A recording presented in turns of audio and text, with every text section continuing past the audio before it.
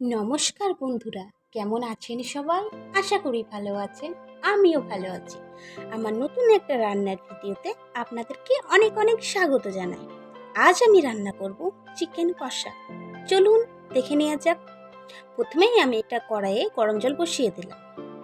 গরম জল দিয়ে লেবু দিয়ে ভালো করে আমি চিকেনটাকে ধুয়ে নেব। অনেকের মতে চিকেনটা বেশি না ধোয়াটাই ভালো, কিন্তু আমার মতে চিকেনটাকে ভালো করে ধুয়ে নেওয়াই উচিত। চিকেনে অনেক পরিমাণে নোংরা থাকে। যাই হোক, রান্নার উপরে ডিপেন্ড করবে যে আপনার চিকেন কষাটা খেতে কীরকম হবে। প্রথমে একটা কড়াই বসিয়ে ওর মধ্যে তেল দিয়ে দিব। এদিকে আমি মশলাটা করে নিয়েছি। এই মশলার মধ্যে দিয়েছি শুকনো লঙ্কা বাটা, জিরে বাটা, আদা বাটা, রসুন বাটা আর একটু পেঁয়াজ বাটা। কড়াইয়ের মধ্যে লবণ হলুদ দিয়ে আলুটাকে ভালো করে ভেজে নিতে হবে।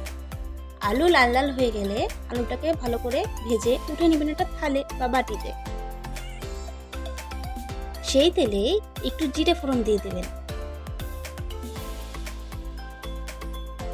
জিরে ফোড়ন দেওয়া হয়ে গেলে তার মধ্যে দিয়ে দিলাম পেঁয়াজ কুচি আর লঙ্কা কুচি। ভালো করে পেঁয়াজটাকে ভালো করে ভেজে নেবেন লাল লাল হয়ে গেলে। যেই মশলাটা আপনাদেরকে দেখিয়েছিলাম ওর মধ্যেই ধনে গুঁড়ো, হলুদ আর পরিমাণে লবণ দিয়ে দিয়েছি। মশলা দিয়ে দেওয়ার পর ভালো করে মশলাটাকে কষে নিতে হবে।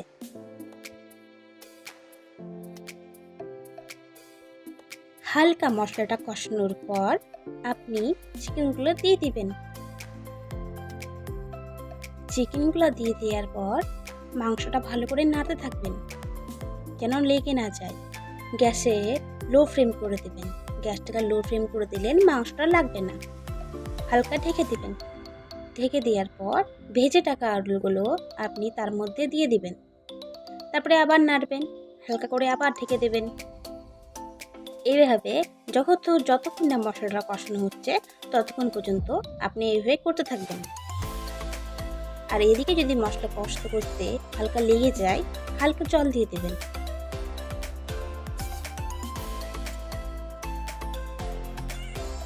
এদিকে মশলা কষা হয়ে গেলে হালকা হালকা জল দিয়ে ঢাকবেন। হালকা জল দিবেন, আবার নাড়বেন, আবার হালকা জল দিবেন, আবার নাড়বেন, একেবারে দিবেন না। এইভাবে রান্না করতে করতে আপনার চিকেন কষাটা হয়ে যাবে। আর চিকেন কষা নামানোর আগে হালকা গরম মশলা দিয়ে দিবেন। আমি সানরাইজের গুঁড়ো গরম মশলা দিয়েছি।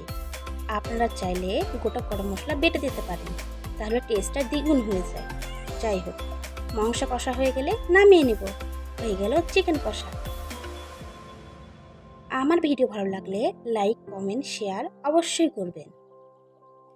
আর ফেসবুক পেজটাকে ফলো করে দেবেন আর ইউটিউব চ্যানেলটাকে সাবস্ক্রাইব করে দেবেন।